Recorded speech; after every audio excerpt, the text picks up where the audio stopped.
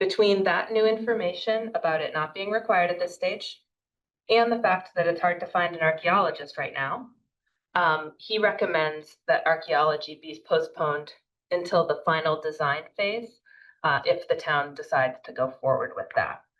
So I wanted to update you on the timing of the test pits, which I've done, and then also just see if you had any questions about the archaeology, the change in archaeology. Is the archaeology normally part of the PER? Until now, it has been. Does that mean that we could get through the PER, not do the archaeological, and then decide, and so then we would still need to do it just at a later stage, and then we could find something that prevents the project from going forward at that point? I think that's a possibility. I would look to some of the, That was my question. Yeah, that seems silly. so you have some concerns They about wouldn't that. necessarily prevent it, they would just be more extensive and require cataloging everything. I think It that's the could, way it would be. How often does that yield, well, it's next to a river too, I don't know, like how often does that yield result? 1% of the time, 4% of the time, 30% of the time? You'll find one spear on a friend of mine just lived with it, one spear on 18 acres. I would He say, said it looked like a rock though. honestly, 40 to 50. Oh. Those fields have been disturbed. Right. True. So does that minimize the risk, do you think? It could. Again, sometimes I still baffled by what they call church and shakers or whatever it is, and what you don't want to happen is end up with I think it's a stage 1 and they find something, then they go to stage 2 or something. That, okay, but it would be better to run them concurrently. It would be better. At the You PER can do it as stage. a part of the PER. Yeah, So, especially if you look at, as, there might be impact fees. Not always the fact that they're gonna stop you, it's just if there's impact mitigation fees. Yeah, sometimes what happens with historic preservation is that something is found, identified as historic. And, sometimes, I know about buildings more than about archaeology, but, they may still allow a building to be torn down, but not before it's been documented, before it's been, understood and acknowledged, and memorialized. Mitigation. Mitigated, yeah, mitigation is the word. So, so our engineer's recommendation is to go ahead, stick with the timeline. I could go back to him and ask if it might not be possible to try and find an archaeologist to kind of weave it all together. I mean, I like the idea, personally, I like the idea of not holding up the PER, but like continue to try to get it now if we're. Quick question on that. Hamlin's supposedly sharing information because they did test pits in there. Mhm. Did they have an archaeologist? Go review on that. Is there some documentation? Documentation already there? Active 50. They did not? No, they now, Okay. That's right, they did those before, okay. Right, they weren't using state funding, so they might have had a different I setup. think 50 would have required it, but they didn't have to go through Active 50, but now they do, Right, apparently. So, yeah. Right. Okay, would it be possible to ask them what the risks are? asked John John. Ashley. I mean, look, he has probably more experience than any of us. Yeah. Yeah. or- While we talk, I'm gonna pull up the email that he sent. Is the reason that we're talking about this right now because it's no longer, no longer required by state statute and it's hard to find archaeologists? Yes, the one modification is, I don't think it's a statutory change. I think it's a operational change between the two departments who deal with it. So, but yeah, So it's no longer a state requirement and it's hard to find archaeologists, and so the Boys and King is saying, let's not do it. Yeah. But But we have to. it's still a requirement at some point, right? Still a requirement at some point. I want to read from the email so that I make sure to get it right. Based on Lynette Cloden from Department of Environmental Conservation, based on Lynette's correspondence about the new rule and the lack of availability of archaeologists, we are better off deferring archaeological test pitting until final design. We are planning to do our topographic survey work likely next week and then do the test pitting during Thanksgiving week. So that's his recommendation. I can go back to him with questions. Is there a reason? Sorry. What is the test, are they doing, would they be different test pits? Or would it be a combined test pit if we had the archaeologist in the field? I think they're parallel, like, I think there's bulldozer and then there's some trenches. Right? I'm right. Well, archaeological, a lot of times just roar till at the top, Okay, surface. so we can So accept it's this. not a deep, usually it's not a deep test pit for archaeological. I don't wanna cause a problem or second guess the engineer we wrote a check to, but it just seems weird to, just like it's, we're better off waiting, I understand, but I didn't, in that email, I didn't hear a reason we're better off. But if there's some reason that I don't understand, The only thing I could think of is if the PER uncovers something detrimental.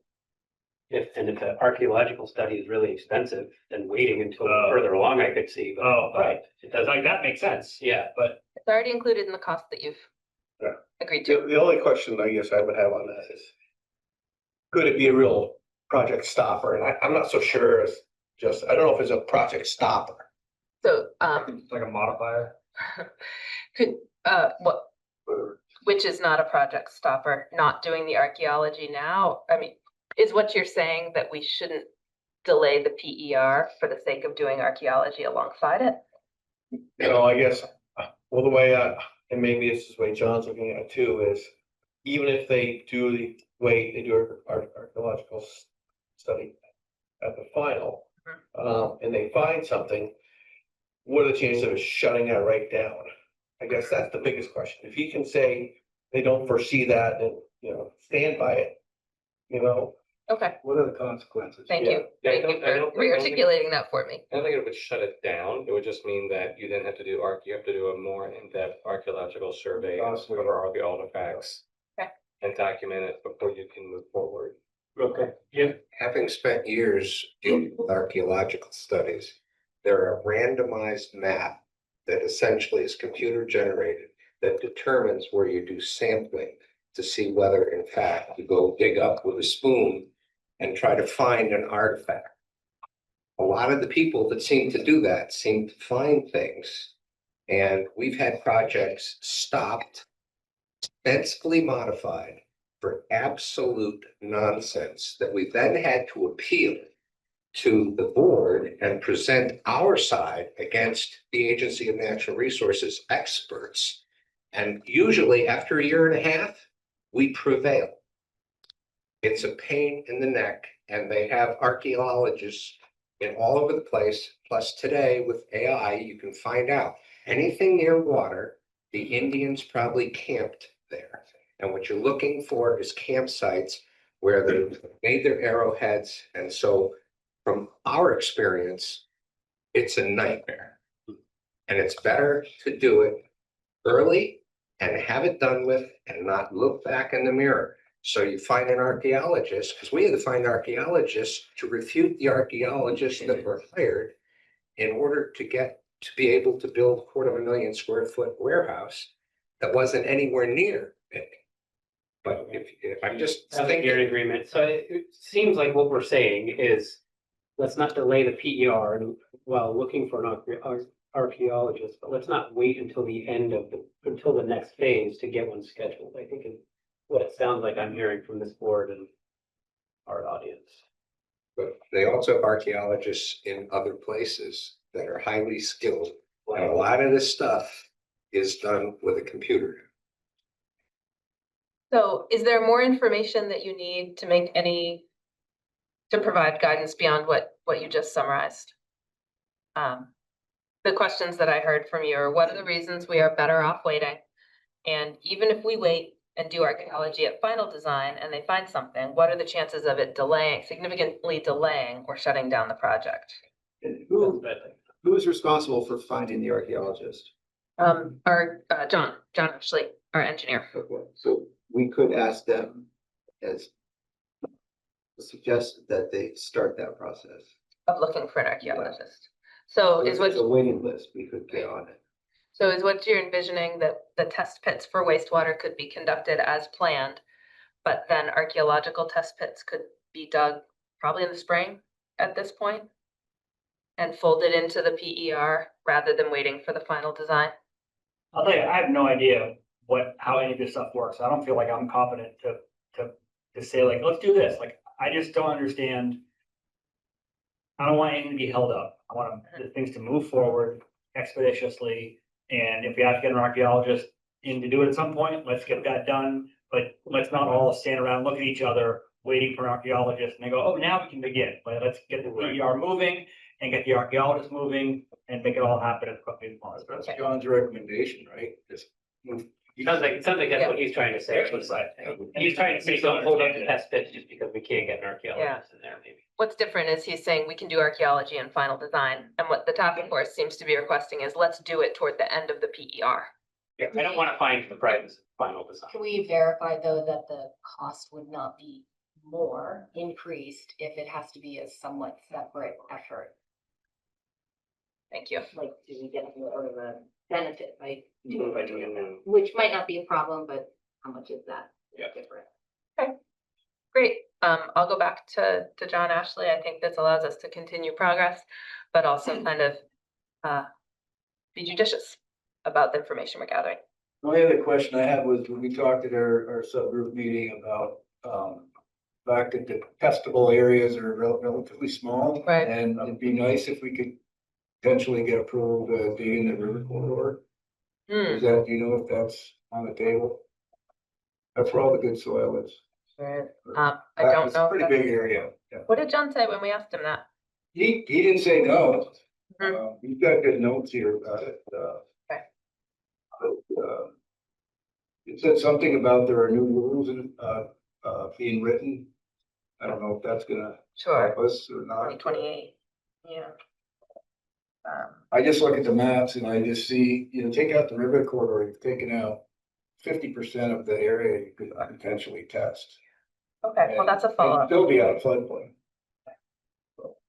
I think that we have a standing meeting with John Ashley, Chris Shaheen and I do, so I'll add these to the list. But this is helpful. This is why I wanted to ask what you thought. Are the purple dots for the PER 60%, 90% final? Yes. Yeah, so the 60% PER is expected this month. And what I learned from John Ashley is that it builds on, it builds quite a bit on the feasibility study. There will be some revised tables and figures based on updated data. It will include a preliminary needs analysis for what properties need it. And it will include hydrogeologic mounding analyses, which will actually be completed next week. So What about the survey?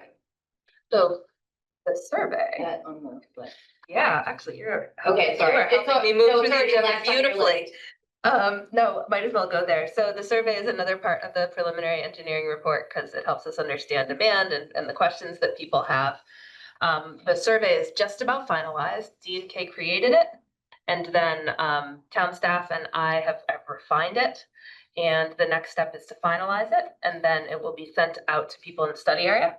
It'll be put on Front Porch Forum so that people can take it. We're hopefully also in the study area. We'll communicate that. And that information, even though there was a survey done in 2003, it's only 2 years later, but it's already 2 years later. That's 20. Did I say 2003? 3, so. I meant 23. Thank you. Good.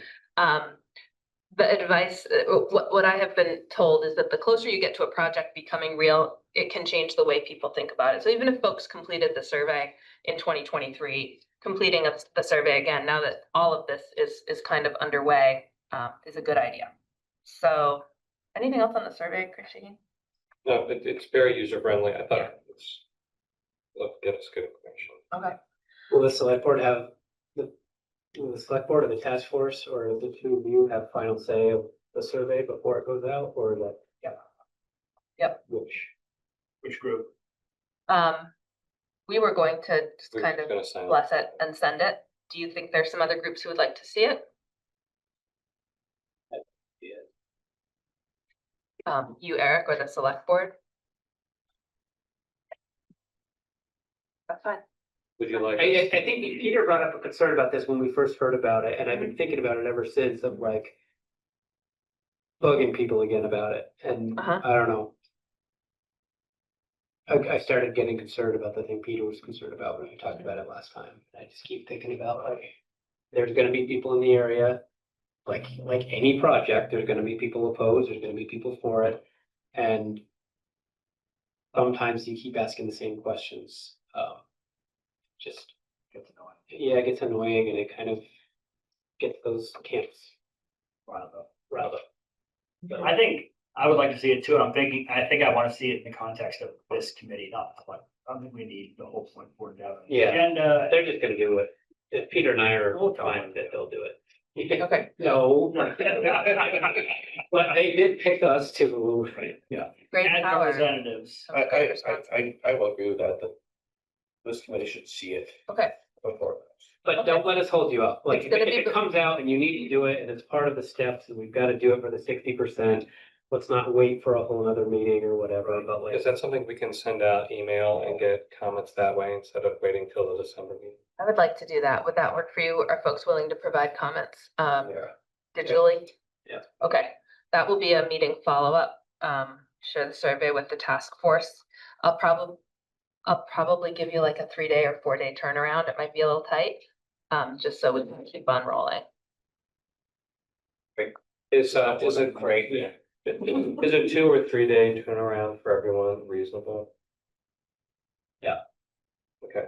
A flag in the subject line would be great, like. Okay. Needed back in 2 days, or Yeah. whatever. Okay. And Now we're forever holding it, right? Like it can be, like, if you don't hear, if no one responds, then send it, right? Silence means agreement. Yeah, exactly. I get that. And Tom, feel free to unmute and chime in if you need to. We know you're there. But we'll need you to speak up if you need to say anything. So we'll try and keep track of you, but don't be shy.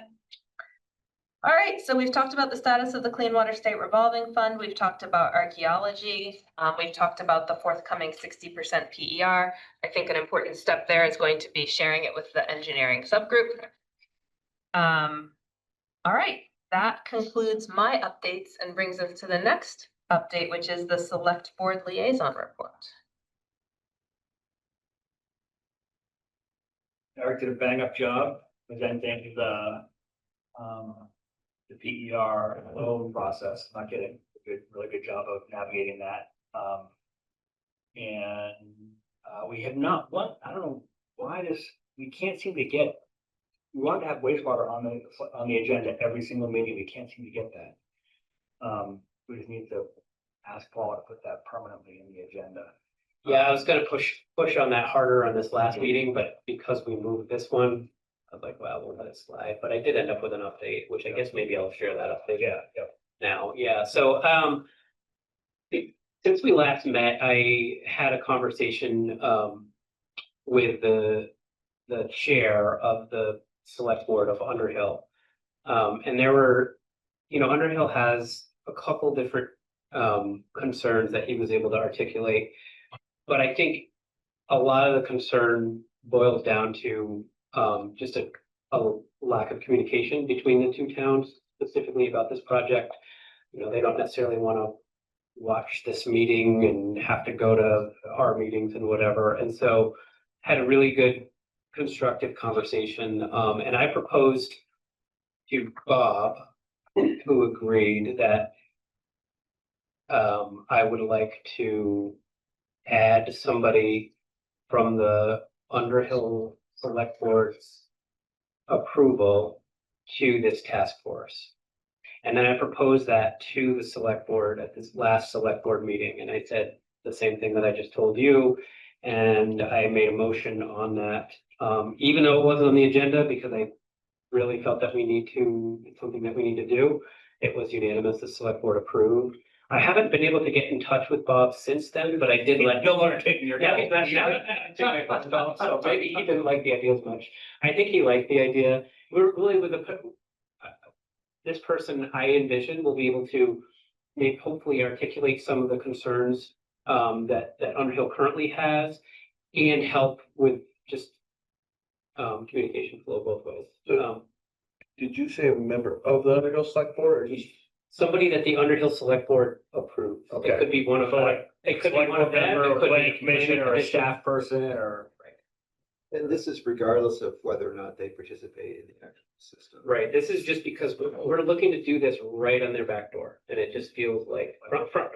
like, Right. right up on their thing, and they naturally have some concerns that they haven't, just felt like they've gotten enough communication about. So I think, And I don't think it's for a lack of trying, I just think it's natural to happen, right? Like, so I think, that's sort of that's what we did. no, you, oh, go ahead, Joe. It would be an appointee. They will appoint someone and we will be fine with whoever they appoint. And we'll hear more about stakeholder outreach in a minute, but we have spoken with the town administrator in Underhill. I've spoken a couple times with the town planner. We've had this conversation. And so I think we are making a good faith effort at communicating. And like Erik said, regardless, this isn't about persuasion. This Right. isn't about trying to get them to be a part of the system. This is about being good neighbors and putting forth an opportunity should they choose to take it. And importantly, hearing their concerns regardless. That's what I want to hear. Here and there, I want now, them, we can say like, oh, that's actually what you're thinking isn't actually true. We're gonna be doing this and just sort of getting all the cards Right. kind of out on the table up front and them knowing every step of the process and not being like, whoa, wait, you did what? Yeah, and Erik was sharing, and I've heard that traffic is a concern, as it so often is with the idea of new development and change. And I just want to remind you that Chittenden County Regional Planning Commission is a metropolitan planning organization. So we have funding for traffic studies and scoping and figuring out solutions that can work for communities. And already there have been studies in Jericho about transportation. So one of my next steps is to go back and look at what we've done and learned so far. So that as we go through this process, we can try and answer some of those questions about the intersections that don't work or the possible impacts of growth. So we've got resources for that. It's can seem a little intractable, but it's something we can work on. Any, I don't think I had any other updates. The select board has been supportive of everything so far, and Hey, excited. I think, like, excited to hear about it. great, thanks. The next is the municipal planning grant. Great. So thank you, everyone who took a look at the municipal grant, planning grant summary that I sent out. The deadline for submitting the grant was November 3rd. We were able to include a letter of support from the task force to go along with that application, along with a number of other letters of support. Greg Tatro submitted a letter, Wisdom House. So I think it's a nice package we pulled together for the state. The state will make its decision on funding the municipal planning grants by December 1st. And just sort of a reminder of what is in this grant, it's a $50,000 municipal planning grant. If awarded, we would get 30,000. The town would need to, 30,000 is the max. Our estimate on what this project would cost is $50,000. What we would get out of it is 3 development scenarios, looking at like no development, typical build out, and an enhanced build out. With those 3 development scenarios, we'll know like how many housing units we'd be able to get, generated tax revenues and fees, things like that that would come with those 3 levels of development. I don't think we were thinking about this when we started the application, but Susan and I were at a VLCT event in Montpelier where there was a presentation on the CHIP program, and it was defining all of the things that you need to apply. Like you need to have a lot of information like what your anticipated tax revenues are, because that's how the CHIP program is financed. And all of that information is what we would get out of this, the fiscal analysis that would be part of the grant. So I think that also really strengthens our grant application. We're looking forward to using the CHIP. We'll also get graphics and illustrations showing what those 3 development phases would look like. So we can use that as part of our outreach when we're trying to get excitement about what the vision for the area is and what we hope to see there. We are talking to D&K about how to coordinate the work of the scenario developments and fiscal analysis with the PER. They will be somewhat running parallel. They should be informing each other. So we want to make sure that that's as lined up as much as possible. I'm also talking to CCRPC about maybe they could help us with procurement, because if we are awarded the grant, we can go through a procurement process with CCRPC faster than if we did it ourselves. Because if it is awarded, we want to be able to hit the ground running as soon as possible on January 1st with a consultant, so that they can start coordinating as soon as possible with D&K. What's procurement mean? Thank you for asking that. Procurement would be putting out a bid saying, we're looking for a consultant to do this work for us. And then we would have to solicit 3 proposals. And there's a whole process you have to go through to pick who the consultant is. And CCRPC can help us. DCRPC has a process. I don't know how much to go into. Might as well. Yeah, they have a list of pre-approved consultants that if we went through CCRPC, we could just go with one of their pre-approved consultants and we wouldn't have to go through the bidding process. Oh, gotcha. And Yeah. what that means is you're hiring CCRPC as the consultant, and then we subcontract you with one of the pre-qualified. Now, I will say, I don't want to cut you off, but I will say, we would need an exemption from the state to go through that process, which we have included in our application, saying that we would like this exemption so that we could go through this process. Usually it's only for really small towns. Not really small. But there are other reasons we could make the case, like CCRPC is helping us with this, and there are other ways we can. Okay, thank you for that. Sorry to derail it. Yeah, sorry. I guess the question, do you want to? You can go ahead, Joe. I guess my question is this, so this grant, if we get it.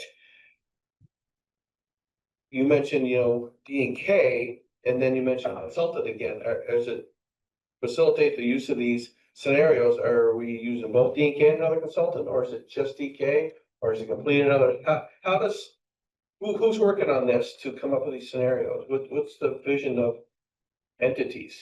That relates to my question, which is, you mentioned that there's 3 scenarios you would pursue with the grant. One of which is to do nothing, but the other 2, do they relate to the phasing that D&K has proposed? It could relate to the phasing, and it would relate to the total capacity of the system that's getting built. So, And the zoning. and the zoning, we may find out that if you build X amount, our finances in terms of participating in the CHIP program, tax revenues, everything is sort of X. But if we go a little further with more intense development, it may significantly change the finance outlook for good or bad. Like, I mean, that's what the development scenarios would help us figure out. And then that would have a direct correlation to the size of the system that's getting built. So if we were looking at phasing, maybe we need an extra phase. We need to anticipate an extra phase to get to another level of development that we're not. It'll just help us have a more grounded idea of capacity and what we're getting. So to Joe's question, it probably wouldn't be increasing D&K's scope of work, because the type of fiscal analysis and visualizations would be maybe not their wheelhouse, or maybe it would, they can apply. But it might end up being another consultant or 2 that then speak to D&K. And I guess that's where it was going, when you look at the build out, every time you talk about scenario, first that comes to my mind is you have to have some assumptions on hard engineering to work with capacity. Of course, D&K definitely has that ability to come up with some capacities. Then you also got the other side, which is the actual planning of it. And I guess I was curious as to how they would work together. And I do think having a separate one working on this besides D&K, I think is a little bit better. Having, not D&K having everything in-house. So I kind of think of it very simply like chicken and the egg. Like, you need to know the capacity to know what you can build, but you need to know what you want to build to see what your capacity needs are. And the feasibility study, to me, like, the assumptions seem a little back of the envelope. Like, yeah, we think this, and the town plan says that, and we had a build out from 2003, and that this planning grant takes that back of the envelope and makes it really well thought out and feeds into D&K, but then D&K has to feed back out. you're talking, Susan, we've seen it in, actually, not to throw Essex under the bus, but I've seen prior Essex planning going to a great deal of efforts to plan a build out with no discussions with Public Works. And this report gets issued and Public Works looks at it with us and says, that'll never happen. So again, teaming up the two so we're not wasting a grant is really important. As long as the two are working together, I think Yeah. we can get our money's worth. So you're absolutely right that that is critical. So we only have one of the two teams now. We have D&K. So we are starting our conversation with D&K now about their timing, how this can best line up with what they're doing so that they are, because they're going to have to work together, even though they're not on the same contract, they're going to have to work together for the report to work. And who would coordinate the actual interface? That would be us. Yes. If you have preferred contractors or preferred consultants, that would help you and fall in there We'll pretty work with easily. them. We'll They definitely- actually know what they're doing. We like talking to them. Stay on top of it too much. Yeah. But we'll manage it, we'll do project management like we've been Yeah. doing with D&K and checking And in assuming we regularly. would get input on the visualization. Yep, all of those specific details are yet to be worked out. We have submitted a proposal to get the funding. Then we'll need to go through the process of actually defining the contract and what the deliverables are and stuff like that. Do we need to maybe go plan B if we don't get the grant? I will talk about that. That's the last agenda item. Okay. Unless we want to, Building suspense. No, I think we should keep going so we can hear from John Kiernan soon, but we do have the stakeholder outreach updates. oh, right. And you have a slide? maybe? So boy, I'm just so far behind on keeping up with the slides. All right, so I'm up again. Okay, so we have had 4 meetings with stakeholders, which I think we mentioned and identified at our last task force meeting. So I'll just kind of go through what our meetings, what out of those meetings. So one, we met with Greg Catro with Old Mill Properties, and that was town staff. So that was myself, Chris Flynn, and Paula. There were some task force members there. So Joe, thank you for coming to that meeting. And Greg Tatro was there. We want to just give him an update on where Jericho is in our process of studying wastewater for Riverside and learning more about where he is in the process of his project. So Greg is getting ready to move forward with phase 1 of his project.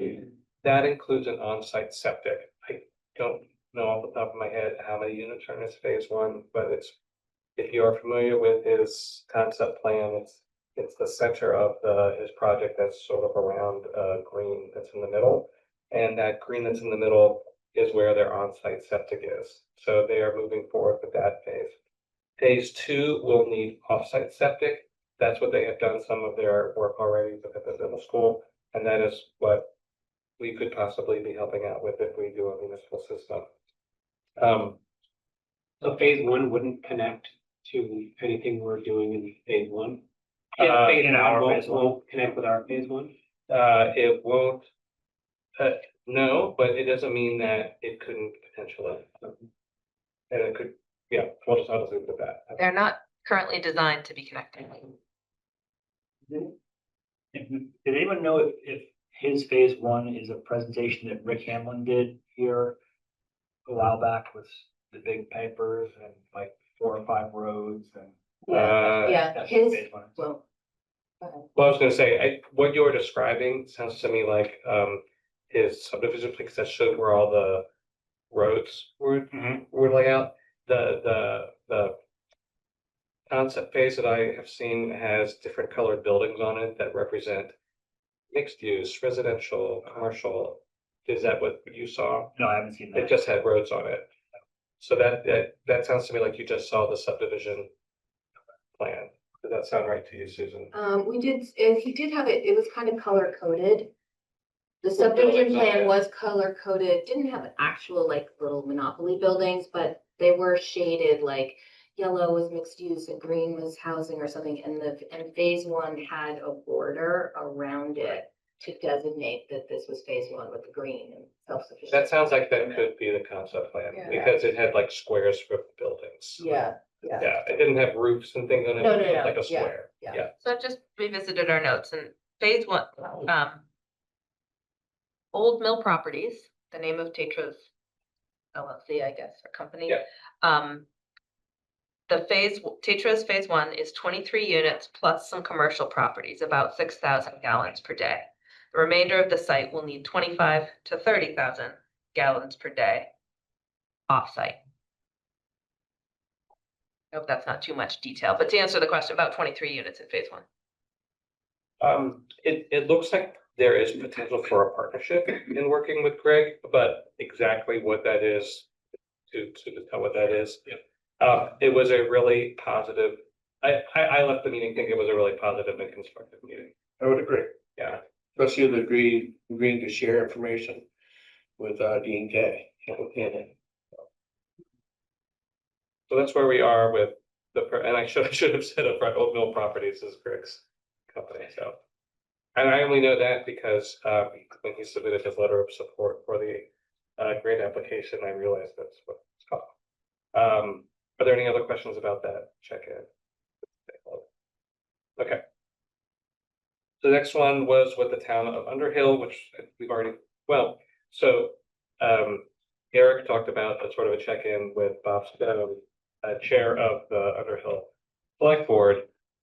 We had town staff from Jericho met with Underhill's town administrator, and you were in the meeting, and the chair of their planning commission to give them an update of where we are with wastewater and learn more about their interest in having Jericho's system serve a small part of Underhill Flats. They're still trying to figure out what their interest in is, what their interest in working on this is. And so we are following their lead. We don't want to put any pressure on them, and to make sure that they have all the time that they need to consider what their options are. Based on what they decide, we can either continue our coordination with them and regular updates what we're doing, or work with them to coordinate whatever interest they have in partnering with us, or even better yet, have someone as a member of our task force that can be a liaison and working with them. Has anyone talked? I guess it's Underhill, at your meeting, bring up anything to do with the Habitat with Humanity parcel and that build out being proximity to online or something? That did not come up. But I know what you're talking about. Yeah. But wouldn't, if Underhill wanted to be part of this, wouldn't that have capacity implications that would affect the PER and everything else we're doing? I mean, wouldn't we sort of need to know that? I believe that the study area includes, Yeah, is the designated village, which goes across the town lines. I know the feasibility study factored in some service from Underhill Flats. I can't remember what it is. It might be like 6,000. I can't remember what it was. Should we ask the Boys and King what the implications might be and when they need to know, or if that's something they are interested in knowing more about? That is something we need to follow up with D&K on, is the exact boundaries of the service area. When you Study look, area. you look at the available land in Underhill right now, right across the town line. That remaining lands of Habitat for Humanity is looking at is probably the most viable one right now. It's going off the top of my head. I'm not seeing too many more that have any open space you could really maximize, put in X amount of units. And I do know that site has some constraints on it with the wetlands, and the soils on the flats aren't the best. So again, when you have those two in conjunction, off-site sewer can have an impact on density for that. So we talk about the stakeholders looking here, and I don't know, maybe as Underhill's liaison works with us, that can come out. And It'll be a process. yeah, and I think the most important takeaway for us was that we are following their lead on what it is that they want to do. And our overall intent is really just to be a good neighbor and staying in communication with them so that people feel informed, and that they don't miss an opportunity to collaborate if it makes sense for them to do that. Well, again, I think one of the meetings is, you might want to just say, hey, what's the interaction? Because I do know some of that project is being contested by, or going through being contested in the planning stages. And I don't know, again, I know that, I don't know, I'm fairly certain that there is a good push for development of that section. Okay, and again, you can provide one service that Might be desired. this, it might help, it might help Underhill say, hey, that is a good idea, maybe we can get involved. As we learn more, yeah, thanks, that's something to look for. So we should probably just take another 5 minutes on this section and Yeah. then turn over to John Kiernan. Ethan Allen Firing Range, so at the request of Edie Granning, who's our state representative, Jericho Town staff, so it was Chris Flynn and myself, and several force members, so thank you, Susan, Eric, and Peter. We met with the firing range to discuss our wastewater work. The firing range has an interest in building more facilities on their land, and this would require expanding their septic capacity, and they are interested in pursuing something with the town. That would be over near Jericho Center. It would not be where we're looking at now. We ended the meeting with next steps, including town staff talking internally about what our options would be to do this, with the understanding that there's just limited capacity for us to take on additional work. So we will be following up with another meeting with a smaller group of people to continue that discussion. So we have to, we don't have anything scheduled to do that right now. What is their timeline? Yesterday. I'm trying to remember, they have a master plan that they have developed. So they have some ideas of how they want to make improvements to the firing range. I don't remember any specific. I think they're budgeting now for federal fiscal year 2028, Yeah, I had like, So they're working I had a like, few I had like 3 to 5 years. years ahead. But they can only budget federal funds for properties that they own. And for properties that are owned by the state or someone else, there are grant funds available for infrastructure development. Pretty competitive, but so there are a couple different ways to think about the funding and therefore the timeline. I did just want to move on. So the fourth is our outreach to Mills River Park. So staff reached out to the chair of the Board of Trustees of Mills River Park about digging test pits on their land. We talked about that at the last meeting, I think. She let us know that this is not something that they're interested in now, and that deeds used to conserve the land seem to prohibit that type of use. So we understood her reluctance to grant that approval, and so for now, we've decided not to pursue this application. But if the situation changes in the future where we decide that this is something that we still want to pursue, we can re-engage and have another discussion, but that's just not where we are right now. So could someone remind me of the potential sites? So one of the potential sites, the biggest one obviously is the middle school. And then one of them was Mills Riverside Park. Are there others? Well, and the middle school had a couple different locations. There's some behind the middle school on their athletic fields, and then there are a couple in front of the middle school, some open space that they have there now.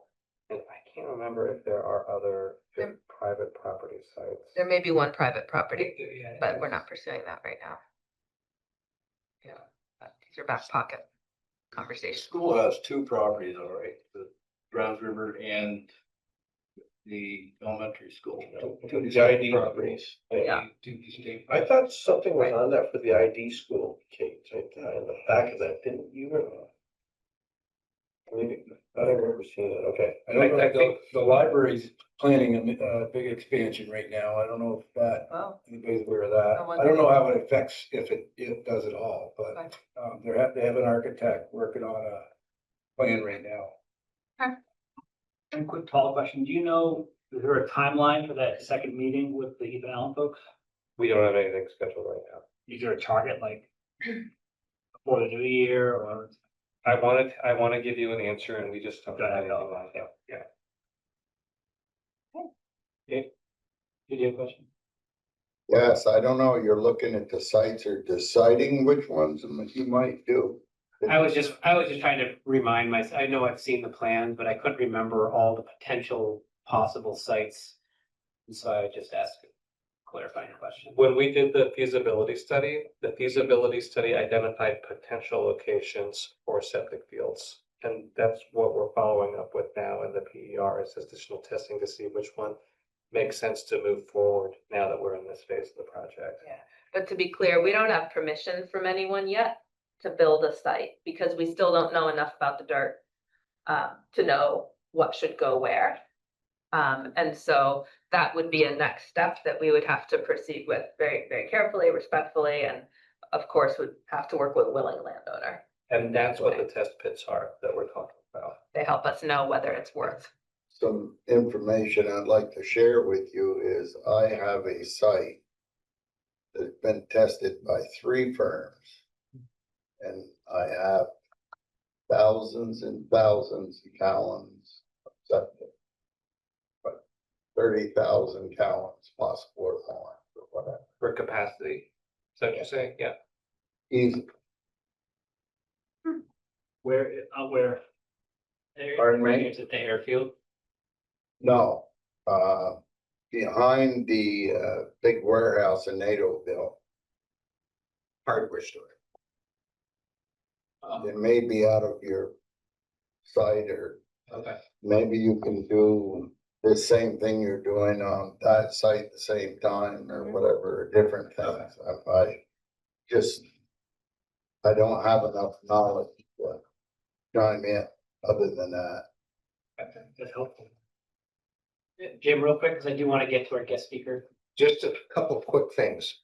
There's what we call OPM, and then there's ours. OPM is other people's money, and then there's our money. When we go about a project like this and we're spending our money, the first thing we do is identify the optimum sites. We go get the easements and the authority to explore them, because if you're going and digging in bad spots, you're wasting a lot of time and a lot of energy.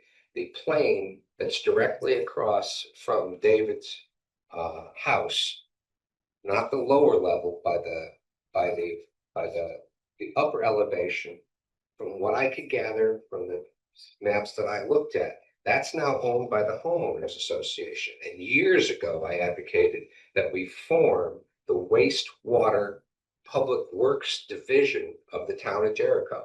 And that creates the legal authority to enter into contracts so that you can do this and get it done. And then, Okay, I really need to move on to our guest speaker that's been waiting. I hear you. Thank you. Were you done? Sorry. Yeah, Okay. yeah, I've even advanced to our guest. Okay, great. All right, so without further ado, I'd like to go to our guest speaker, John Kiernan. Hi, all. My name is John Kiernan. I am a Vermont state manager for a company called RCAP Solutions, and that is a nonprofit technical assistance provider that is based. It's basically the RCAP stands for the Rural Community Assistance Partnership. It's a company based in Washington, D.C. that competes competitively for grants from EPA, USDA Rural Development, and the Department of Health and Human Services. And then what they do is divvy out that money to 6 member companies, and ours is the Northeast that covers from Pennsylvania to Maine and the U.S. Virgin Islands and Puerto Rico. And so myself and one other technical assistance provider cover all of Vermont, and we do technical projects helping communities like yours at no cost with everything from helping with asset management stuff, basically the technical, managerial, and financial capacity issues for water and wastewater. So if you can just, we'll go really quick through this. I just have a couple of slides. If you can just project, those are just our funders. You can go through that. Next one, and that's our team. And so myself, I'm an engineer. I'm a professional engineer. I used to work for a company called Phelps Engineering from '98 to about 2015, and then I worked for a company called Otter Creek Engineering. And when I was at Phelps, I was actually working with a working colleague with John Ashley, so we know each other very well. I've dealt with lots of these types of projects through the years, and so I do have the technical knowledge, but we really try to focus on the managerial and financial aspects of these types of projects. And then Joshua Lockhead is our other assistance person, and he worked at the State Water Supply Division for several years. So next slide.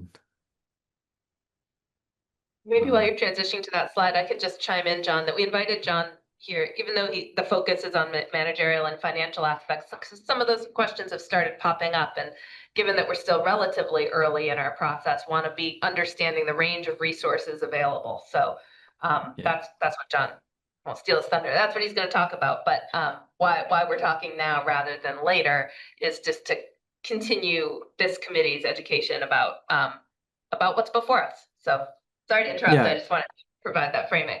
Yeah, not a problem. I mean, I will say, I mean, so here's just a kind of our reach. We do projects all throughout Vermont. Right now, we are really focusing on the really small systems that have no paid staff. There are a fair amount of water and wastewater systems that are just 3 volunteer board members, and the treasurer is also a volunteer board member, and they have a lot of issues with dealing with capacity. Just sitting in here for the last hour, it seems like you guys have, you have support already. You have a good handle on We are just poor people, barely putting together a PR for. Right, free help. Nothing. Okay, he's not a funder. It's okay. Right. No, yeah. But what I'm trying to do is try to, I do like working in these types of projects. The new wastewater systems are, very interesting to me. And so I would like to be able to find a way to help at some place along the way. So if you can just go to the next slide. These are just just a general sense of our projects are intended to help with your communities with increased financial sustainability and other things like that. So you can go to the next slide. And then this is really the one I just wanted to go through I mean, it could be kind of a useful kind of generalized, this is, I think there's lots of folks here that try to develop these types of project mapping, or flow charts, or how you go and what you're supposed to do in different phases of work. This is just my take on generalized where you are and what you should be doing along the way. And so, you've been through the feasibility study. You can probably look through all of these and kind of identify that maybe all of those boxes are checked. And now you're going into the preliminary engineering phase where you're gonna do this deep dive in alternatives. Land negotiations will probably be the first big structure, because in these types of scenarios, as your folks were saying, the way that you design these projects is from the end to the beginning. You identify, in addition to finding out how much capacity you need, you identify the sites where you can get rid of the waste, then you identify how much, and then you identify how to get there, and then what treatments. So you kind of go backwards. And so land is really the biggest item that you're going to be looking at in the next, in that first phase of work as you go through. And, and then as you go through final design, I don't know if anybody has given you kind of like a total overview of like, when do you do a bond vote, and when you do, certain things, or when are you going to need to start dealing with developing an ordinance, or developing what type of governance structure you're going to need for dealing with the wastewater system going forward. This is just kind of a generalized kind of sequence to look at. And again, it's not set in stone. It's just something as a guidance. So that could be just something to take with you. And, again, what we'd like to do, we do the work that we do when we set inside and do an engagement with a community. We try to do something that is equivalent of about a 40 to 80 hour professional service contract. So it would be something like an income survey, or helping you develop an ordinance, or developing a budget and rates as you go forward, so that you can present to the potential customers how much it's going to be. And then that's going to be a chicken and egg as you go all the way through, as the costs are changing every 3 months. You're going to have to kind of, iteratively kind of help people along with giving people enough information to have them still be interested and wanting to move forward, while just keeping them informed that everything is changing and there's nothing that's going to be really set in stone until you're actually at, towards the end of the construction project, actually. And then as you go through. But so we do those types of engagements. But I think like something like tonight, and if there's specific meetings, or if there are items that even Kate is a provider to you, but she doesn't have the water, the wastewater experience. If there are like lists of questions that you just want to have a hour-long meeting to just kind of get a third party take on something. When I was looking, I didn't want to chime in on the archaeology or the capacity versus the build out analysis, but those are the types of things that I could kind of chime in. Well, this is probably what you mean, and kind of give you another kind of angle at working, just another kind of advisory consultancy type of thing, but it would be at no charge. So if you can go to next slide. And then this was generally made for, it's the same type of kind of identifier of what the types of services that we provide. The project that you're doing is pretty unique across the country. A lot of new wastewater systems, the decentralized, it's a big, there's a big push to do that, but the total amount of projects compared to maintaining and upgrading existing facilities, it's a pretty small percentage. So we do a lot of the types of work with existing systems to work with asset management planning, which I think, Kate, you had identified as one of those potential items that you wanted to, kind of touch on.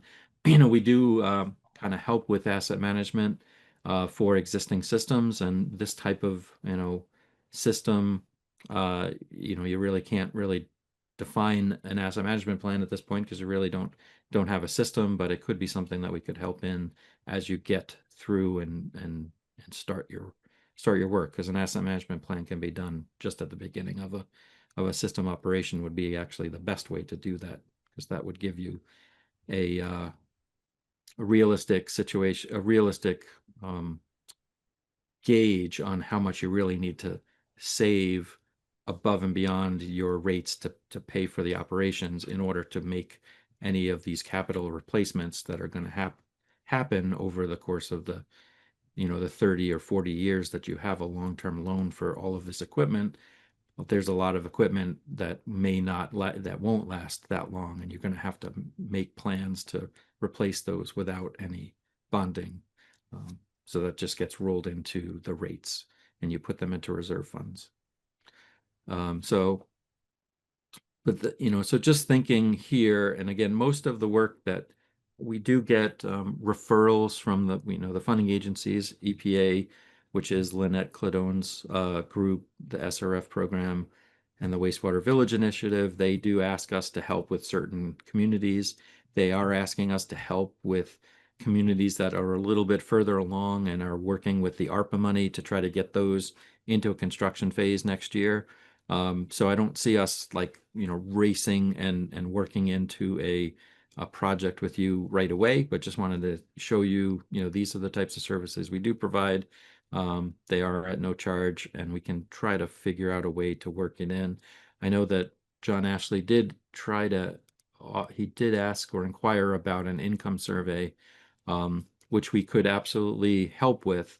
And one of the issues on that front, we generally like to see those being done in the first 30% of the design phase of the work, because at that point, you've gotten through the preliminary, you've made the investment that you're going to spend a large sum of money to design it. There's more of a realistic chance that this is actually going to go forward, and you have the scope of work, and you've identified the service area, and we can have a better sense that that is the area that needs to be serviced. We like to try to time those so that we can be completed with our survey at the same just a couple of months ahead of when your bond vote is, so that you can put together the funding offers and get that through because there is a time limit on those surveys. They are really only good for about 2 years. So if we did something today and then all of a sudden your land negotiations kind of delayed for 5 years, then they would probably would need to do another one of those surveys to work it out. So we try to work with with you and keep apprised of the schedule as you go through this process, because like you can be as positive and we hope and I've said in other presentations that luck is a big picture on these types of projects. You have to sometimes just hit the right site where you have the right landowner that's amenable and you have the right soils, and then everything goes very quickly. And then there are other communities that kind of just struggle for years. And sounds like you have a pretty positive approach. Sounds like you have several options, so that bodes well for you. So I think that's all I really had to work through. We do have providers that help with GIS utility mapping. And you do have the Jericho Underhill Water District is there. That could be something that we may be able to help talk about and maybe do some mapping for you as a part of that planning work before the design. We do provide grant and loan assistance, and it sounds like you do have the regional planning folks that are pretty versed with that. So, in our, my thoughts, at least here, is that we can try to help as best you can to support GATE in things that are specifically wastewater related and technically related on that front. Great. Is there any questions from the task force? What's an income survey? I feel like I should know that, but I don't. Oh, sure. So generally for funding applications, they use the town's median household income for telling if there's a community is available to receive, additional funding assistance. And in some cases, there are places, if Riverside area, if there's a very good sense from your group, and we would want to work with you to get a good sense that the makeup, the residential households in that area, and not necessarily just the properties, it's the actual households, including renters, that all of those properties would be different. The makeup of that area, median household income wise, is different than the town as a whole. Then we can go and do an income survey where we actually fill out a survey form, and we can do it electronically, and we can also we do some door to door as well. We send out mailers to all of the residents in that area, including renters, and we ask them to disclose their income. And we do it as a third party, that anyone from the town doesn't see the actual data, but we agglomerate the information and we come up with a median household income for this particular service area that would be representative of the area for any additional funding applications. And John, I think if I can, income is what we're trying to fix. if I can add some context for what he said. So there are certain levels, there's certain types of funding. Yeah, no, I understand that. Okay, Yeah, great. Town of Jericho has a median income of whatever $100,000, but And we area it's actually only Yes, 8.5. got it. Yeah. Yeah. Thank you. I Here, John. two questions. So your matrix was very nice about the phasing, public outreach. Can we have permission to link to that matrix or use that matrix on our own town website? Because one of the things you have under the PER public engagement is the project website, which we have actually been working on. This would be a really nice add to that. So can we link to it, or can we use the copy as long as we attribute it to you?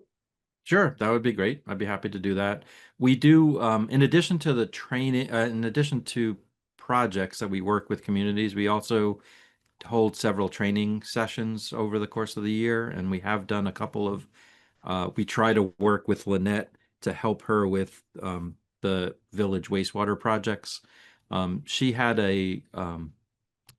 kind of a training session last January. I don't know if anybody from Jericho was there. There were 8 communities that were involved in these village wastewater projects, and they were invited to go, and they all kind of shared their stories about where they were, and there were several other. I think it was called a resource day, and they had several several partners of ours that technical assistance providers that could connect with folks. And she's looking to have another one of those, but her group has been kind of been reduced, and she's really overwhelmed. So we're going to try to help her and do something to that effect sometime in January, February, and we'll definitely make sure that you are aware of that.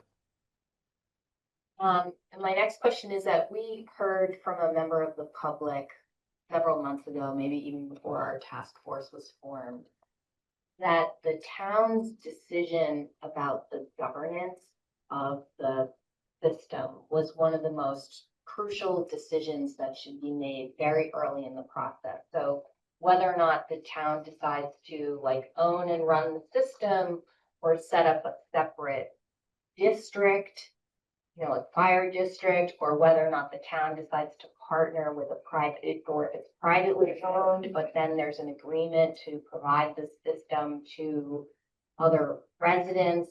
Do you agree that that's something that we should be looking at sooner rather than later? Are there really that many options, or is it pretty obvious to you based on everything you know that this should just be the town of Jericho running the thing, setting up a staff department to run it? Again, in my opinion, I would say yes, it's probably way too early to get to that stage. The place, there is something called a fire district. That's a separate municipality that has all of the rights and privileges of a town and all of the responsibilities. And a lot of fire districts have been formed in Vermont because the select board was uninterested in pursuing any type of water or wastewater project. So there were a bunch of, very interested persons. It's very easy to start a fire district. It takes like 10 people to appeal. And I mean, it's a process, but to start an entire new municipality is fairly easy compared to the responsibility. And so there are now fire districts that were started, 30 years ago. In order to build a project, and now they are the folks that started it are retiring. They're moving out of state, and they can't find anybody to come in and be responsible for the district. And there are lots of those types of districts that I'm trying to help, where boards are basically just giving up their responsibility, and we're having to talk about doing something like a receivership, where the town was actually going to have to take control of the fire district, or it was just going to be, it would be, it goes to a court action, and then a judge appoints somebody called a receiver to do the administration, and they might get paid, and then the people that are the customers of the district would then pay that additional fee. So at this point, for these types of systems, the town is really generally is probably the main entity that we would see going forward, which would be the ideal person to. Under the PER row, under managerial is governance structure.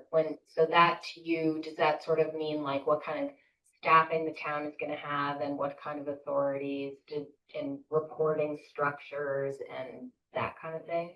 Yeah, there's certain there's certain situations still within the town, whether you have a wastewater commission set up, and whether those are appointed or whether those are elected, and whether basically, or there's a select board just become the wastewater commission by default, and the select board would maintain control of that. There's lots of those types of questions, and they take a couple of months to work through. I did help the town of Londonderry, who is going through this process right now.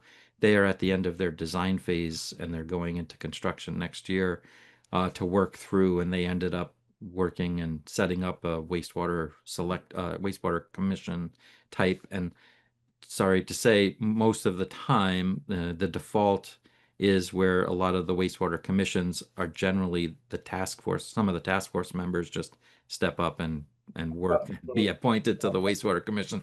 And we understand that a lot of times that doesn't happen because people are completely burnt out. That's an incentive to not miss. All right. It's strong, task force, it's strong. Swing it, right? Oh, well, that's. Yeah, but I think, John, thank you. yeah, but I think, So I heard you say, John, that you, as we were talking about archaeology and capacity analysis, you had some thoughts that came to mind, and I think we'd all be interested in hearing what you think. I should have let you just sort of chime in then, but yeah, I mean, now you I want to didn't, share. well, just the only thing I want to just share, and again, I don't want to step on John's toes or anything, but my guess is that it sounded like, and I guess there's the question is, do you know if there has been any art, was there a desktop survey for an archaeologist completed? And I don't know. you don't know. So my guess is that there's probably hasn't been any archaeology completed, and that there needs to be somebody that goes through on a what they call a desktop survey and identifies through those maps where the sensitive areas are. And there is a chance where those would overlap where the test pits may be going. So that, you know, by proceeding with the test pits now, there's a chance that you might be doing a test pit and then all of a sudden it would not be eligible because there was some archaeological sensitivity, and then they would, you know, then come out later on and find out that things were sensitive. And yes, you could either choose to do some more rapid, more intense excavations and documentation. Most of the time, these types of those costs are very high. They're much higher. And the other way that you could do that is to avoid the area. So as much as you can, you know, and again, I think what he's suggesting is go ahead and do the test pits and identify if you have more than enough options. You know, you can, if you have to wait for the archaeology, they can't do any specific work, especially in the field, with during frost. So it would have to wait until the spring. And if you were gonna be waiting until then it would just delay the test pits, and then it basically you just kind of keep moving along. So he's just suggesting that you kind of do things in parallel with that expectation that you may be doing some things that, you know, there may be one or two issues where you wouldn't be able to move forward with that situation. But if everything worked out, you'd be on track. That's my guess. So where this group landed with a suggestion to proceed with the test pits this fall and then go ahead with some additional archaeology after winter. Yeah, that sounded, makes I mean, it sense. sounded like you got to the end of you got to the right, what I would have suggested that has happened. So that worked. We're out. really savvy group. Savvy. Yeah, great. Thank you, Yeah. John. How about, Thanks, John. do we have a few more minutes to hear his reflections on the capacity analysis or build out? Well, I mean, I guess in the same vein, like I think having a separate consultant do an analysis on build out is absolutely probably a good idea, because you don't at this point you don't know what the capacity is technically, and so it would be good to do those planning documents, and then it would be ideal to have those done, you know, in sync with the capacity that John's doing, because you could turn out that you want or need 100,000 gallons a day, and then it turns out when you actually do the field surveys, you only have 15,000 gallons of capacity, and then now you have, you know, what do we do now? But at least you have that information rather than just going forward. Like what John is going to do, they're going to try to find as much capacity as you would be able to have. And if you give them more guidance that you want more, that it would just potentially change the scope. It would potentially could change the scope of the work. You may find several sites that could work, and that could change the situation where you have different service areas that, you know, you have a certain collection system that pumps off to one site, and then you have another section of town that's pumping off to another site in order to meet the, you know, to meet the criteria. So there's still a lot of, you know, if, there's still a lot of uncertainty with what the end result is going to look like at this point. But having that capacity is good. VLCT or some other recent meeting where they were talking about funding wastewater systems, and the presenter was saying that the funders generally are very wary of funding based on growth. That a lot of the funding really wants to be based on the current need with some growth, but not like theoretical pie in the sky growth, because I guess that seems risky, right? If the build out doesn't happen, or like Burlington, if it takes 12 years instead of 5 years, that's risk to the funding if the service fees revenue is expected to be able to pay the debt. Did I hear that right? Did I recall that right? Is that your sense Yeah. as well? Clarify Yes. that. And in the past, I don't know when it, given the housing shortage over the last 10 years, like they probably have changed their tune. But in my earlier stint as an engineer doing these types of projects, there was like you could not add or build a system that would accommodate an unreasonable amount of growth, just because there was limited funds and they wanted to deal with these types of projects, or the funding that was geared towards these types of projects were specifically for environmental, cleaning up wastewater, cleaning up the rivers. And so they wanted to just, what is your problem? And this is a project to fix your problem. Given the new, the housing incentives and the CHIP program, I can't imagine that, I mean, and the word, if I'm not a lawyer, but the best word to a lawyer is the word reasonable. Like, what is reasonable growth? And that's something that you have to define and prove to the funding agencies that it's feasible, and that by doing it in a phase. I mean, I think really the one thing I have found over the course of this is that phased approach, even if it does end up costing more in the long run, is definitely much easier to um, to provide a cohesive argument to the town that we're going to do this, and then if this happens, then we'll have this phase 2 going forward. And it is an if you build it, they will come. You'll have a lot of resistance, and when the when the excavator is in the street digging a trench, people will come out with their connection agreement checks and say, how can I sign up? I mean, that's happened on 5 out of 5 projects that I've dealt with. And so you can't rely on that, but it's definitely something that is more often than not what will happen.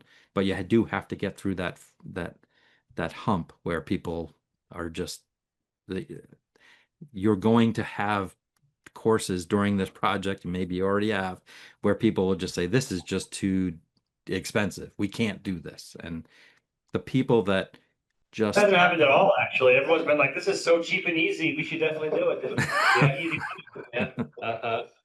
Well, 40 well billion then, bucks. well then put the blinders on and just keep moving forward then.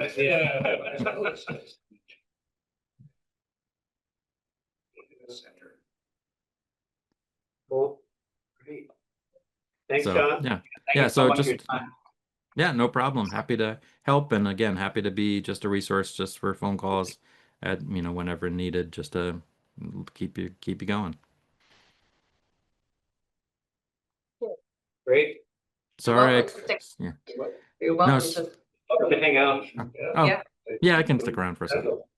it's up to You you. don't have to. You're welcome to Yeah. move on with your day. We're a fun group. I'll stick around.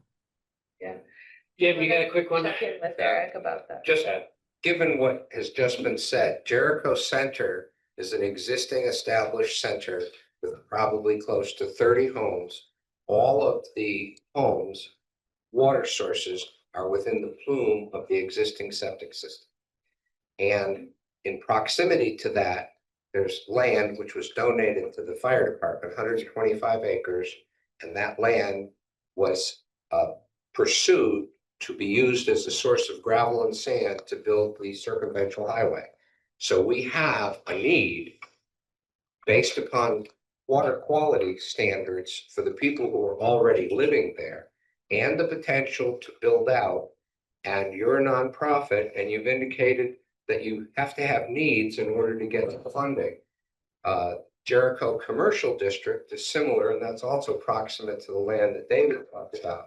And then the Corners, which is right down here. Now, none of those three were selected for this particular project, even though they have the most immediate needs, are most feasible to develop, and are not speculative in their development. So, listening to everything that's been said tonight, it would seem to me as though we could have parallel projects that move through the organizational structure for Jericho to go into the infrastructure business, to look at what the current needs are. Okay, Jim, I think what Jim's getting at is we might need a lot of your help in more than just this particular project. Noted. Thanks, Jim. Can we move on to subgroup report outs? Can we jump ahead? Why? I need, some specific actions taken by the committee, the task force tonight. And we have a bike and ped meeting in here at 7. Oh, And I want to make sure that. you don't want to miss 7. You want to do 7 before 6. Correct. All right, So- so 7. We're gonna go to revisit FY 27 budget requests. Supposed to do those changes at the beginning of the meeting, but we'll do that next time. I'll make this quick. Okay, So if you remember at a previous meeting, we had a recommended FY 27 budget. I do remember that. Great, and this is what we approved. So one of those was $50,000 for the financial and build out analysis, which I talked about earlier as a subject of the NPG plan. Looking at our timeline and the funding for the NPG grant, we want to have this money sooner than the FY 27 budget goes into effect. So what I'm recommending is that we take that out of the FY 27 budget and that we tap some of the remaining 75,000 that is left in the FY 26 budget that was set aside for wastewater that has not been spent yet, and use that money to fund either the match for the municipal planning grant, or in the event that we don't get the municipal planning grant, a full $50,000 to move ahead with the fiscal analysis and developments. So you Was want to that pull clear? 50,000 out of the ask for next year, out of the ask for the current year, out of what's already in the budget for the current year. Is that right? Say that again. You want to pull 50,000 out of the ask for next year's budget. Correct. And take that money out of the current budget because we have it in there now. Correct. And then the two actions for the task force tonight is accepting the amendment for the FY 27 budget for ask, and also approving an ask of the select board to allocate part of the FY 26 funds for us to be able to use this as soon as our January. But isn't, what do you mean? But they're already allocated, already the there. task force. It is, but my understanding was that we needed approval from the select board to then actually use that, or will we use that remaining 75,000? That's the way stuff works. In the First they same way approve they- the money and then You're they right. come and ask you for it after you already It's the approved it. 6,000 So then you go Well, back actually, over. say, Yeah. it's been approved, let me make sure I'm using the right word. It's been approved, it has not been allocated. Yeah, right. We said was. You want a motion for all that? Yes, if you Right understand now? everything that I said, I did. great. But wait, I'm not ready for motion yet. Given how much free stuff he just talked about, he's able to provide. A lot of that lines up with the asks to the town. We're going into budget season. I haven't dared look at the big number yet. Yeah. And I was really excited when I saw your proposal to lower that ask to the other board that I sit on. And so my guess is that other board is gonna come, they're gonna ask you to sharpen your pencil as much as they can. And so I literally just heard John say that he can do all these things at no cost for free. Well, not all of them. Yeah, outreach mailings, that was in there. I'm glad I didn't, I'm glad I didn't Well, leave. yeah, John, not sorry, not the 40,000, obviously not Right. that one, but the finance, Well, let's check Everything is in on there. that. Let's check in on that with John. Yeah, so I mean, we can provide all of those services, but we wouldn't be able to provide all of those services to the town of Jericho because we have limited funds to provide, and we can identify maybe one of those kind of situations and help out. But yeah, it's not like we can just um, we can't help with all of that. Yeah, you'll definitely need some other technical assistance with that. yeah, I didn't mean to say anything about the middle row, Right. we're but like, assuming that row. Outreach mailings and video, we talked about like a professional video, professional graphic design. Was what some of that money would be used for. So what I heard is potentially that 20,000 on financing could be reduced if we could get some of that for free.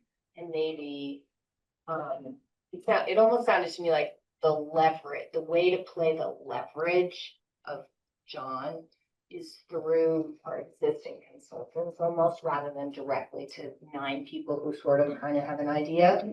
That if Kate and Chris could tap into them, we would get a lot more done a lot faster. Like one of the things I was thinking as John was talking about the importance of doing the development scenarios and the fiscal analysis is that we're going to need to put together a scope of work for our consultant, and it would be great to have like RCAP, sounds like they've got experience doing that, advise us on the scope of work that we get from a consultant and make sure it's got everything that we want. Yeah. It also sounds like John is busy and we may end up waiting longer than we want with our idea of trying to keep this process moving. If we're waiting for when he's available to help. Yeah, that's probably hitting the nail right on the head there. I am in the middle of several emergency situations with some really small communities, and I don't know, we typically try to help these types of projects kind of like when you're in the design phase, doing something like an income survey or helping with developing the ordinance or governance or things like that. But we can put it's really hard to come in here and say, yeah, we can provide all the services at no charge, and then say, but we don't have any bandwidth to help. We can, what I was here to say is that I really enjoy these types of projects. I want to be able to help many of these types of systems as possible, but I don't know if I would be able to be. And people have asked us to be kind of a clerk of the works type thing, or some type of municipal project manager for these. We just don't have the ability to do a long-term, several hours a week, sustained project for, at least that's not what the business model that we have right now. We can do short little professional services for a short amount of time. Right, and I don't think that's what we need. We have awesome Right. project management. Correct. Eric, I've already reduced it by 50,000. I know, but you took it, but you, it's the same money. Yeah. But yeah, No, it's a totally different amount of money. It's old money. But that $2,000 will reduce the budget increase next year. absolutely, Right. absolutely, yeah. I was just gonna see if there's any opportunity to reduce it more. It's. If that was its own line item, right, 85,000 seems fine, but if that was a line item. Outreach, with video, and then I'm like pushing back on someone like the conservation committee who wants $1,900 more, right? Like, I'm just trying to imagine that budget discussion. It's very challenging, that everybody wants some. Everyone has really good reasons for their increases, right? And so But using outreach as an example, that $25,000 could be the crux of whether this happens or not. And so that would be not the first thing I would take off the table. So anyway, and I'm not saying not to do outreach, but. I also would put a plug in. I appreciate how supportive the select board is of the project, and in fact, you've already committed money, but I also would put a plug in for the symbolic significance of having something in the budget every year? Here's another way to look at it. Last year, it was 100,000. Right, I was gonna say, went down by, no. This is 85,000. I'm gonna make a motion to direct, Chris to remove $50,000 from the request to the select board next year, to request $85,000 in total. And to also request the select board allocate up to $50,000 from the current FY 26 budget to, Fund a development scenarios and fiscal. to fund a development scenario and fiscal analysis for this current year. I'll second. All those in favor? Aye. Yeah. Great. Thank you.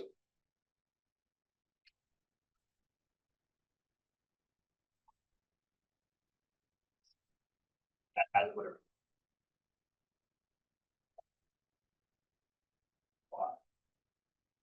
Um.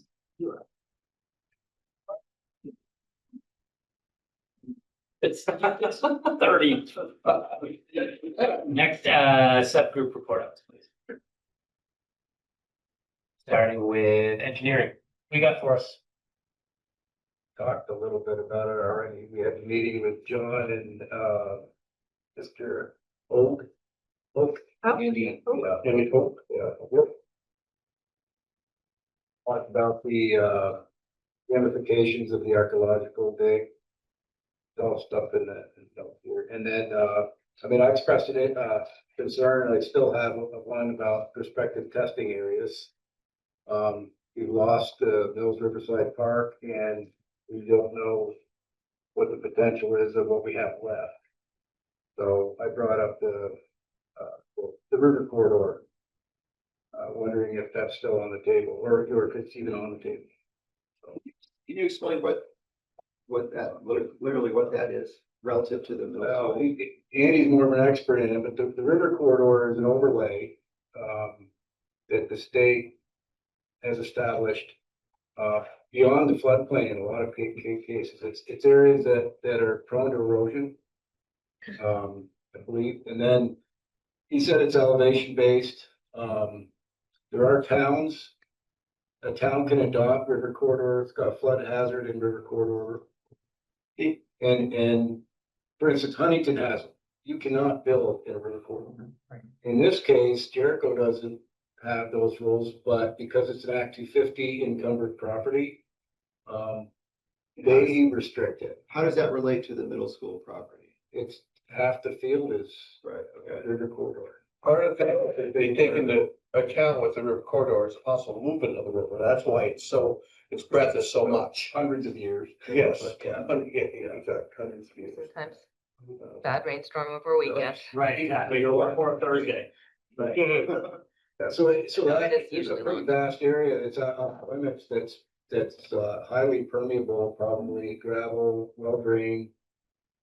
Still properly isolated from the river or wastewater treatment, but is off limits when it comes to Act 250.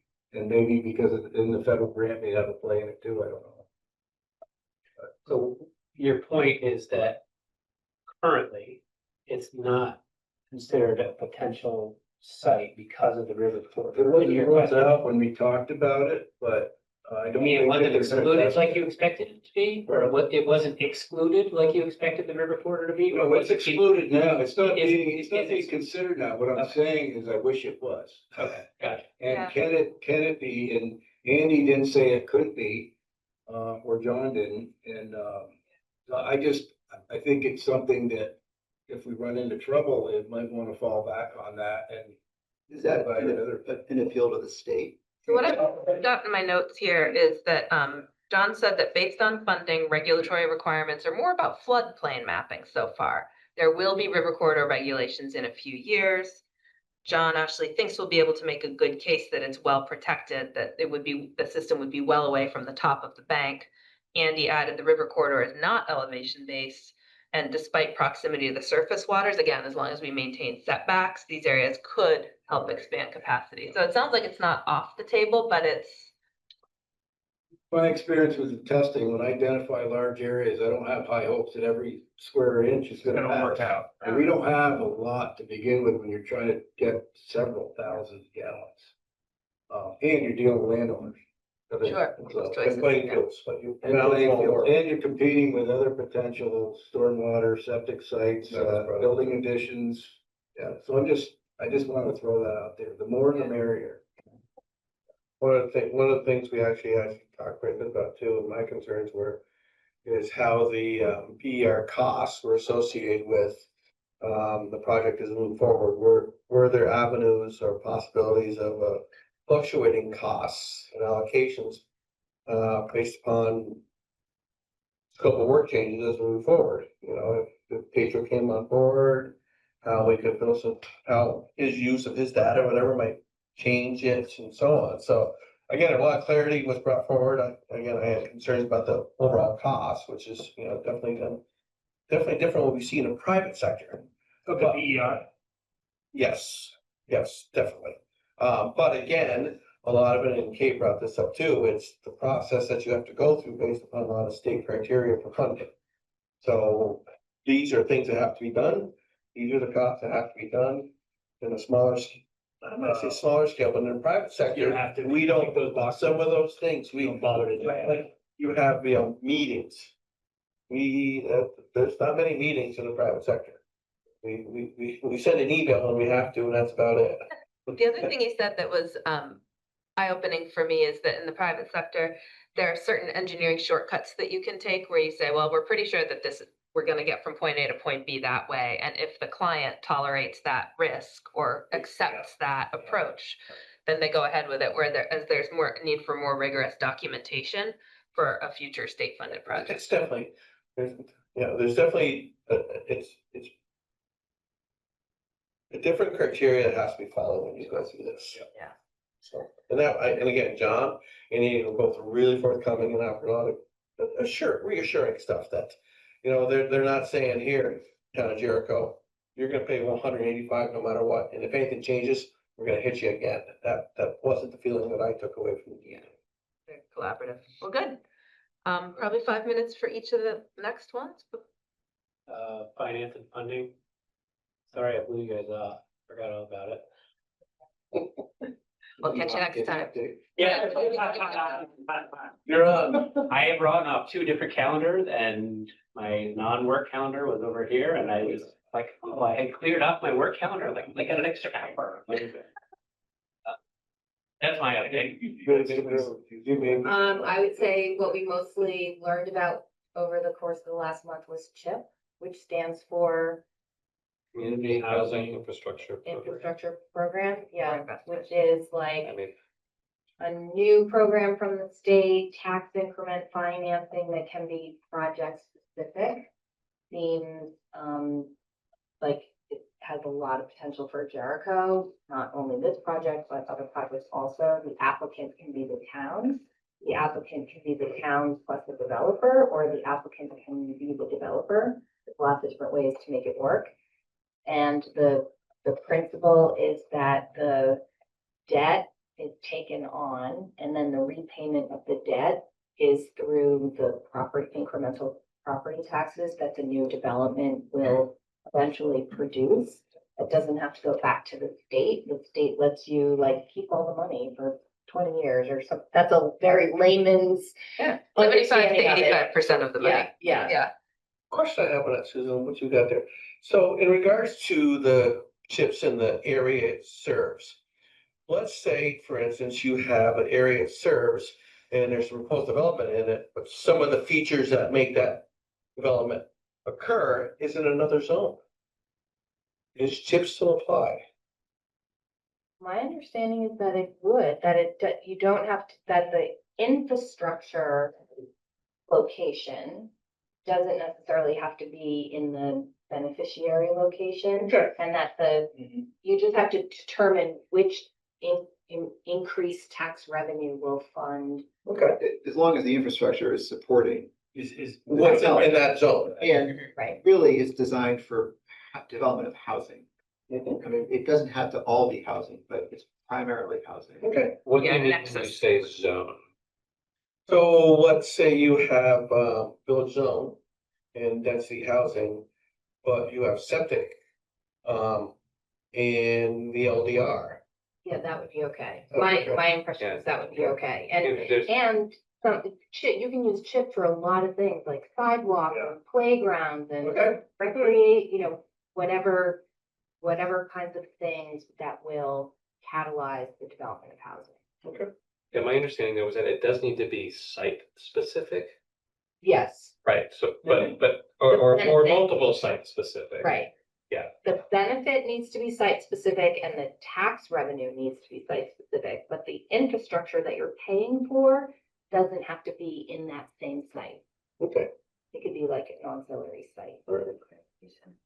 I think that one of the things we concluded at the last funding and financing meeting is that with CHIP as a possible and even likely financing mechanism, we wondered if it would be helpful for the select board to receive a preview of what CHIP is, just to introduce the idea very lightly, come back later, maybe in the spring with, if the select board is open to it, a presentation on it, just to kind of get the wheel turning about what it might mean for. It is. Yeah. Yeah, I would love, I mean, Yeah, TIP and TIF are on my like list of things that I feel like I need to go get It does, very educated one of about. the Right. premises of the program is that the town play a more active role in the development. Which, would be something that the town hasn't done. something that most towns haven't done. We've got a Something that community most development towns program, we're haven't. working on developing some stuff. But we thought it would be a good idea for the select board to come to understand more about the program sooner than later. Yeah. So that we can decide, the select board could decide if the town would be interested in that possibility. It seems like it has great potential for. Lots of projects, lots of not just projects, this yeah, project. Yes. Right. And Susan, I thought I heard in that presentation that the town had to be involved somehow, that it couldn't just be a private developer, there had to be a partnership. Yeah, you had to have an agreement or a partnership with the borrower. It doesn't have to be the Yeah, town. Okay, yeah, so Borrow- there's borrow no to be a scenario where Right. Jericho would not be involved if we were to go Correct. that route. Yes. Jericho collects the Yeah. taxes that pay back the bond. Yeah, all right, well, good, we'll maybe work on that next step with the select board. Probably about There's, five. hello, folks, I Huh? couldn't find a raise hand feature, but there is a deadline for I think it's Economic Progress Council, something like that, to make a recommendation to the next legislative session as to whether to add adjoining properties to the CHIP district. So there is a specific deadline in there.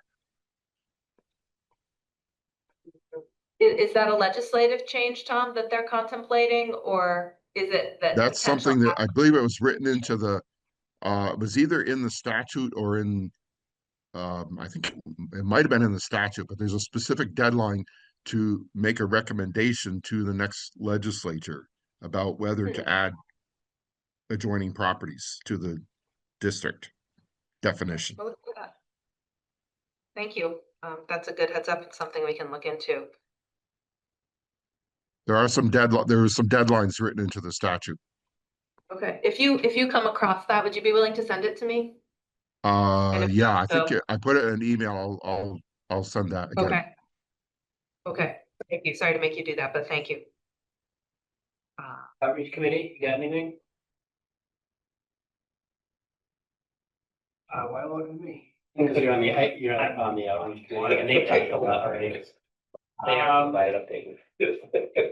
I'm not pretty good update. Anyone else on the outreach committee? So We have a work Sabina plan. and Kate have been hard at work, working on bringing wastewater resources to the new Town of Jericho website. So right now, we're maintaining two websites. Yes. The current one and the new one, and wastewater is well represented on it. So thank you very much to them for that. I was gonna, when you were talking about the survey, so once we review the survey and email Eric, nice job on Front Porch Forum in advance of the select board meeting that was reviewing the application. I was thinking like, oh, maybe we need like a little warm up time for another update from Erik for the wastewater, like here's what's happening, and oh, there's gonna be a survey, and wastewater task force is trumping along, something like that. Yeah, that's a good point. Probably the timing would be good for that. So if you want ideas on what maybe. When were you looking for that next update? I kind of I forgot. think like when's the survey gonna go out approximately? Well, we have to review it first, Yeah. so a couple before Thanksgiving, do you think? I don't remember a specific date. We haven't picked a specific date. Maybe soon, because if we were on like a regular, like monthly sort of rhythm, that would probably be pretty good. So it's probably about time, I would say within the next week or two. I'll check our outreach calendar and see where it's Yeah, on our yeah, schedule. okay, We want to announce the new website too, once it's up and Yeah. running. Cool. yeah. Great. Keep reminding me about that. And I wrote a PER summary. Yep. Which maybe if the engineering people could read it and make sure that it's correct. Send that to them. And Peter started kind of a brainstorm of what the community benefits are, so we can really make sure we're talking about what the need is and how it benefits all people. We're working on frequently asked questions, of which there are many, so we're going to try and make that relatively compact, but also provide a longer version with detailed information because people deserve to have their questions answered. We've been using Chat GPT a little bit. Like, make this shorter, make this Oh, simpler, isn't it amazing? translate this for a layperson. Why don't you have them design us a Right, yeah. wastewater system? Right. Well, which was helpful because in the feasibility Do a study, PER for this area. in the feasibility study, it talks about 3 wastewater approaches and the steg and the stem and like. Yeah. Totally explained. Yeah, that's great. Graphic. I was thinking about using it Yeah. for about just, I was just thinking that, I'm like, I asked ChatGPT. Yeah. Literally. I have one more thing before we adjourn. Okay.